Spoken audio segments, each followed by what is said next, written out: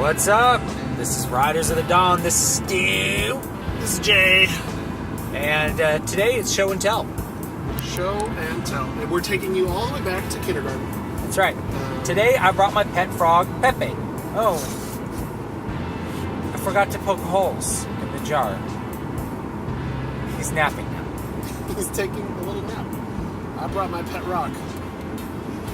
I also forgot to poke holes. But he's acting the same as always. I brought my pet turtle. He won't come out of his shell. What'd the rest of you guys bring? Geodes! Greetings, fellow geodologists!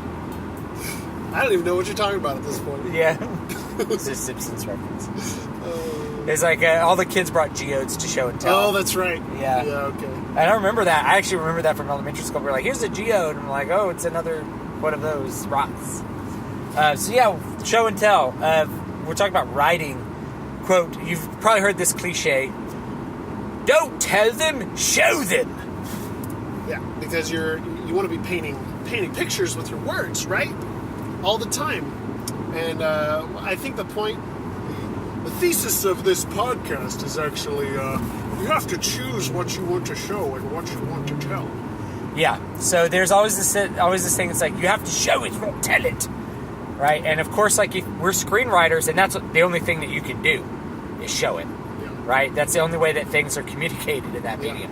But in a story, when you're writing a narrative, you could just tell things. Like you could say he felt frightened, right? Yeah. Versus showing that he's frightened by Stephen King would say like his nuts sucked up in his body. They would actually say that. Yeah. In fact, I remember him saying that in a book. He would Doohickey or something. I think. Yeah, he would say that something happened that would let you know that he was afraid versus now he is afraid. Yeah. But the thing is, if you show everything, so here's the pushback against that old cliche, is that if you show everything, your book's going to be really long without saying much. So it's okay to tell some things, especially when they're not that important, right? You don't have to give me showing him using the bathroom. Right. You can just say he relieved himself off the bridge and moved on, right? If him peeing off the bridge was important. Yeah, and make sure it's important, right? Because if him going to the bathroom or whatever isn't important, then who cares? It's realism, man. It's realism. I'm trying to paint a real picture of a person. Bear Grylls, the sun's going down. Better drink my own piss.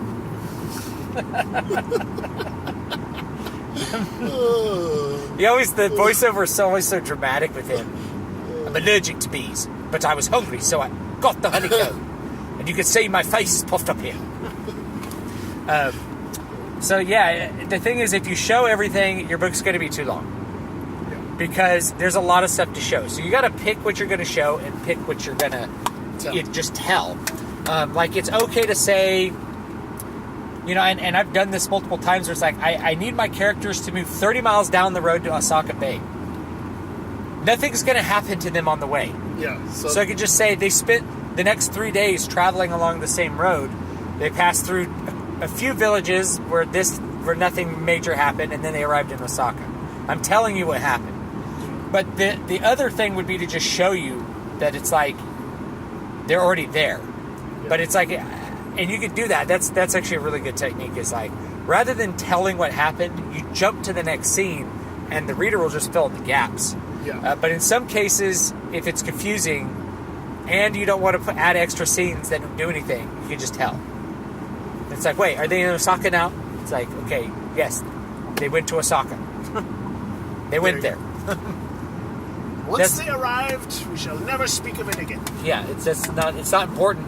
It's not important that they spent 2 days on the road doing the same crap they did for the other 300 pages in the book. Yeah. So yeah, you can pick. So a really good technique is just to imagine you are a screenwriter. Because screenwriters, you have to show everything in individual scenes. So in a movie, you might show a montage of like the hobbits walking through the wilderness. But in a narrative, you might just say they spent and Tolkien would do this, by the way. Say they spent 3 days walking through the wilderness. Over the river and through the woods to grandmother's house we go. But we don't spend the time to tell you exactly how long it took. Yeah, I think this idea is also, it's really prevalent in modern storytelling, because the older, I think, at least in my experience, the closer you get to the 19th century, the more of this telling style is more prevalent. Yeah. And the modern narrative style is very detail oriented, not necessarily realism, which is something different, but it's very detail oriented. Because of cinema, honestly, I think about it, because people want to see, they want to have a very vivid idea of what the author originally wanted, instead of having a more active imagination to decide what the scene looks like for themselves. Yeah. Well, and that's a great thing, is like the cinema part. But I think also in literary terms, there was if you look at early historical fiction, like Sir Walter Scott, there's a lot of detail in that. Because it's a time and place that's different than what the reader who read it was in, meaning they probably were reading it in the mid-19th century, and it takes place in, 1200s or something. So that's a little bit different. So people read it partly for that historical setting, put in a lot of details. And it's only been recently that we start adding those details into... like fiction and fantasy. Yeah, well, yeah. Not just fiction, obviously. Yeah, but like modern, regular, realist settings started to gain those details too. And it's not that details are bad, but you just really gotta pick. If you were to look at like Ernest Hemingway, there's characters in Ernest Hemingway's books that he never describes their main characters. Mm-hmm. It's like, I'm trying to think which book, but like I think it was like Sun No Longer Rises. Or not. No, that's an Immortal Sun. The sun no longer rises. The sun also rises. There's a girl in there that all you know is that she's American. I think it was that one. It's been so long since I read all the Hemingway books. So if I'm referring to the wrong Hemingway book, I'm sorry. I think it was The Sun Also Rises, but you don't know what color hair she has, you don't know how tall she is, you don't know if she's fat, then you know where she's from, that's it. And frankly, you don't need that, because none of those details ever have an impact on the story. Yeah. So she could look like whatever you want her to look like. And I think that's really important too, because in a lot of cases, I think in all cases, your audience is going to connect to the character more than they connect to the plot. Yeah. Specifically, because the plot is happening to the character. So this is something that I think Stephanie Meyers did in Twilight, was she specifically made the character very blah, so that the reader could insert themselves into that role. Yeah, it was the characters that she saw that had like more detail, probably. Yes. In fact, I only read the first. I don't remember how much of the first Twilight book I read. It was really bad, so I felt I had to read it to understand, and then I felt like if I don't understand enough, so be it. So be it. Yeah. But that's a good point, and I blogged about this earlier this week, about that relatability being so important in characters. So if you describe your main character too much, that's fine. I don't want to say that it's bad to do that, but I think modern readers have a desire for detailed character descriptions in general. Like, and people go back and forth. Oh, you don't need this. It's like, well, I think modern readers have kind of a strong preference for it these days. They want to really stick an image in their mind of what that main character looks like.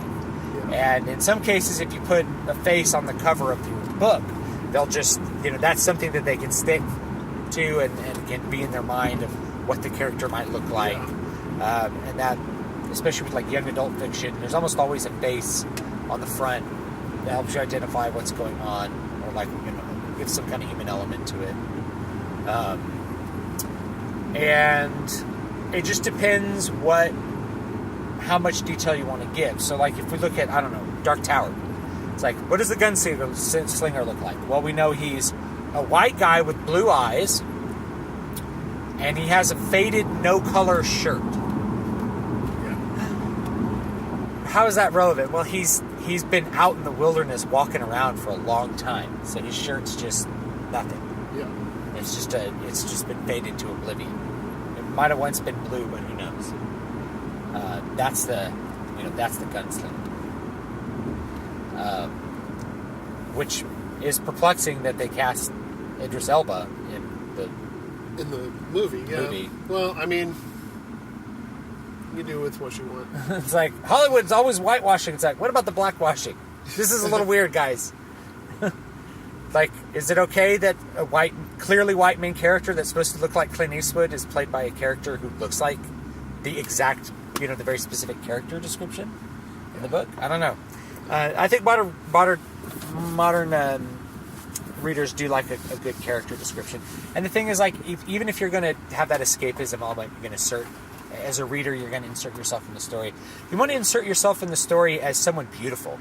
Yeah. So you'll notice with like young adult fiction, the main character is always really pretty.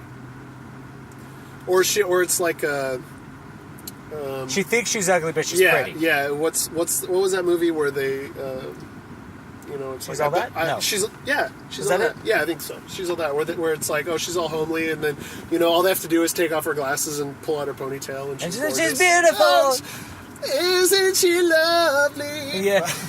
Right. So yeah, that's something that's there because people want.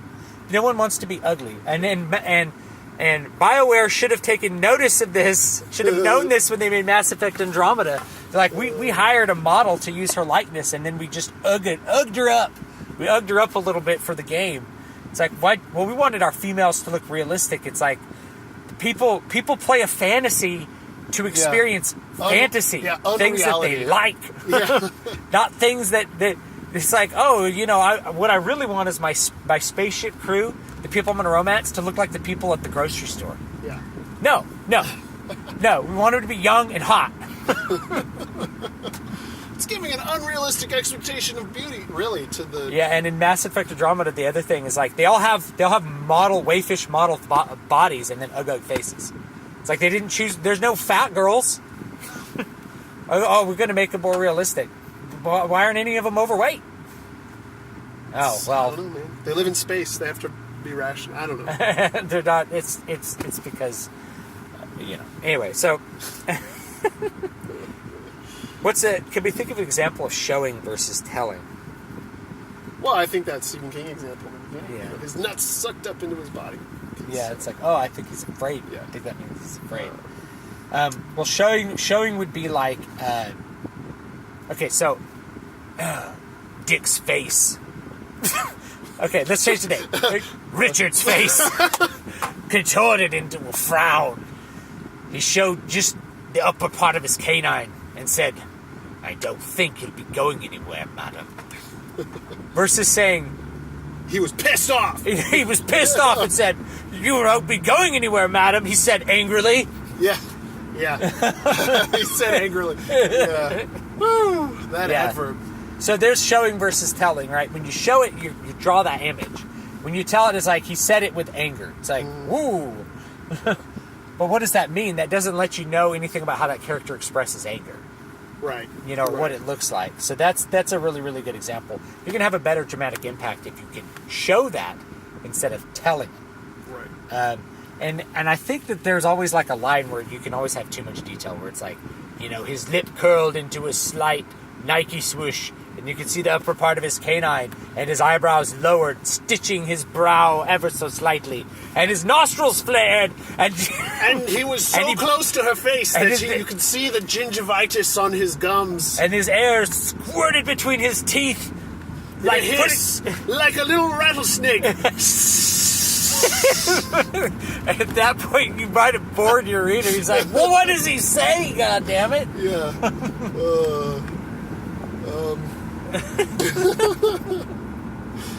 Yeah. All right, so those are really, really good examples. But the thing is, like, if something just has to be a filler, it's okay to tell it. Now, here's something that I like. I really like James S.A. Corey's Expanse novels, which is a great sci-fi series. You can check it out on Audible. Ooh, was that a plug? We don't What? get paid by Audible. We don't. Audible is not our sponsor. You can buy my book on Audible. But in this story, there's a section of humanity that lives out in the asteroid belt, and they call themselves Belters, and they have, because they live mostly in vacuum, and then in small metal bubbles of air, they have their own idioms because they have to communicate emotions and physical idioms through a vacuum suit. So one of the things that he uses to describe this is Naomi raised her fist in a Belter shrug, and that's there's a little bit of detail, but it's not like she raised her fist. It was like she was angry and her fist was clenched, and then she waggled her wrist back and forth in the way that Belters like to. There's really a lot of room for you to fill in. Michael watched her waggle her wrist, and it reminded him of an angry puppy. Of an angry puppy who had just wet himself on the bedroom carpet. There's plenty of room for you to imagine what happens, but it gets you right through. It's just like in a Belter shrug. Yeah, so you're referencing like its purpose. Yeah. And really, like, you just need to communicate the function of what it is. Yeah. And if you spend a bunch of time trying to describe in detail what it is, people might get bored and still not understand what you meant in a case like that. Right. So I don't know. That's the decision is, how important is it for drama? Because showing Richard's hard upper lip as he snarls, right? That's dramatic effect if your main character is like Diana and she's in danger, and Diana's in danger from Richard, and he might hurt her. Then it's like, yeah, you want to give those gripping details. But if here's the other thing about dialogue: if two characters are just talking, your dialogue should always say more with the words than you need to say in the prose. So the words should communicate enough meaning most of the time. Yeah. But sometimes you get angry and you're just like, "Argh!" Right? Yeah. Well, you got to describe that. But other times, if you're just talking, like you wouldn't want to. It's like Stu went up to Jay and said, "Sup, brah?" "Sup, brah?" And he put his hand on his hair and leaned against the wall nonchalantly. Oh crap! I used an adverb. Leaned against the wall as like a broom leaning against a right, and it's like there's no point. It's like if they're just going to have a normal, calm conversation, and the dialogue is what most people do when they talk, which is communicate ideas with their words. Then you don't need to put in all the extra little details. It just doesn't. You don't need to show every little nuance of what they're saying, unless there needs to be nuance there. So yeah, counterpoint. If Richard is a werewolf, then him showing his canines is foreshadowing. Yeah. So it's important. It's important. Yeah. So when I wrote Muramasa Blood Drinker, there's a huge amount of subtlety with the way people word things, because it's high feudal period.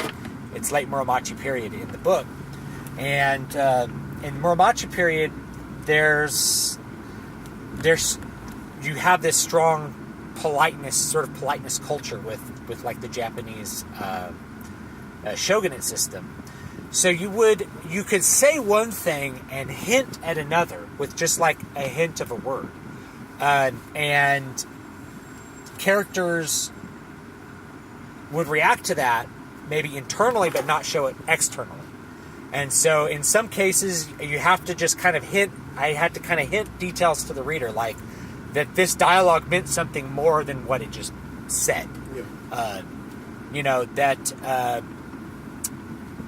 Amaya did not lift her eyes from the painting as she said to Yoshi, blah, blah, blah, blah, blah. Well, the fact that she didn't lift her eyes from her painting was a gesture to him. And then he understands it and reacts to it.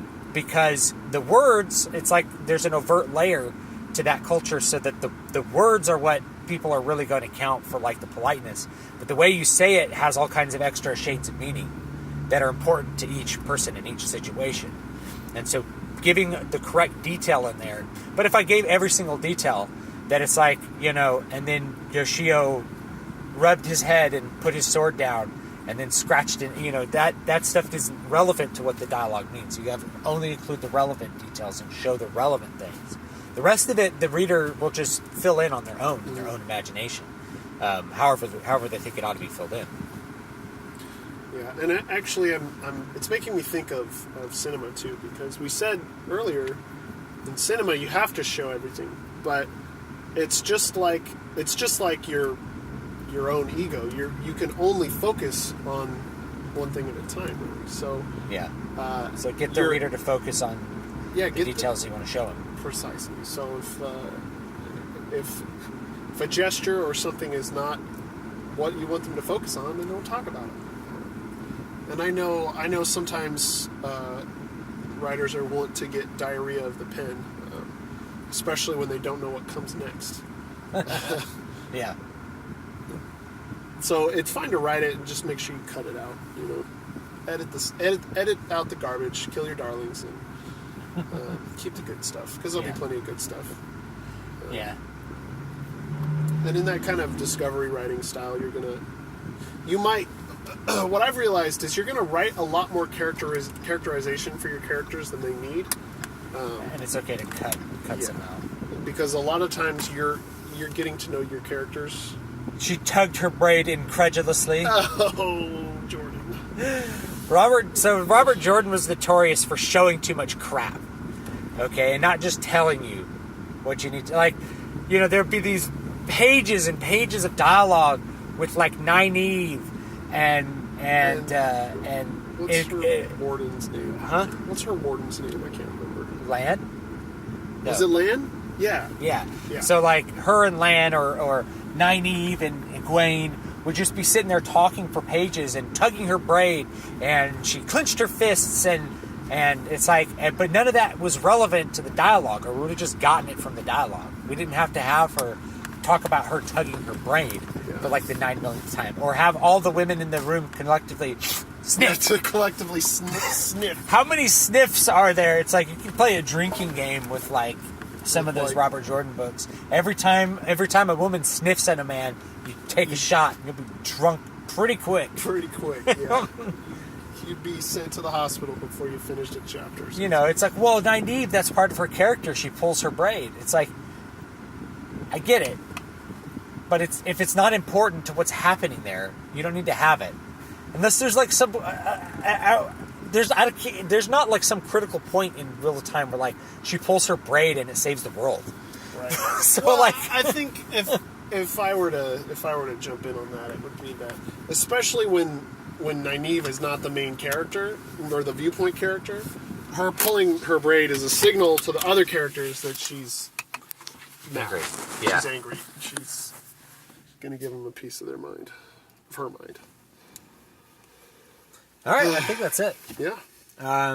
So next week's show and tell, no animals allowed because Billy got warts from the frog. And geodes are boring. Don't bring them, please. And Billy, you in the back, I saw you break off a piece of Johnny's. That's very not kind. You need to be kind, okay? Good. You can find me at MatthewJWellman.com. Find me at DavidVStewart.com, DVSPress.com. On Twitter at David V. Stewart. On Twitter. Mine's at DVS Press. On Twitter at MJ Wellman. On mine's at Matthew J. Wellman. Is there anywhere else that they could find us? Amazon.com/author/David Van Dyke Stewart. Facebook.com/David Van Dyke Stewart. DavidVStewart.bandcamp.com. I have too many sites, man, but... Oh, man. Go to the main page. You'll find the rest of it. All right. Later, guys. See ya.